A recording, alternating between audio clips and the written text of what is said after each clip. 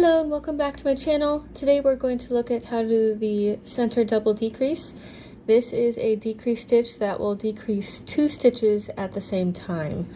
And so how to complete it is you are going to take your left needle if you're left-handed, the right one if you're right, and you're going to put it in front of your work in between your second and third loops here, and you are going to slide those 2 stitches off.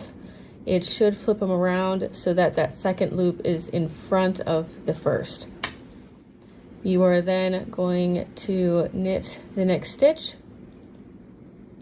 Then again in front of your work, now you're going to take your right needle and slide them under those 2 stitches that you slipped, and you're going to pull it over that knit stitch. This is great because it allows for it to be a symmetrical decrease since you're pulling one stitch. Basically, it looks like one from either side with this center column here. Let me show it one more time. I've got a second one here.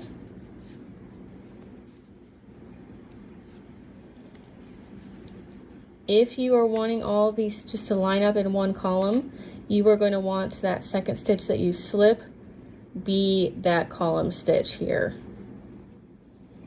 So again, you're going to go to the front, slide them off, knit the next stitch, take those 2, slide it off of your work stitch, and there you have it. I hope that is helpful. Please let me know in the comments section if you have any questions. And please like and subscribe to see more of my videos. Thank you so much for watching and have a great day. Bye.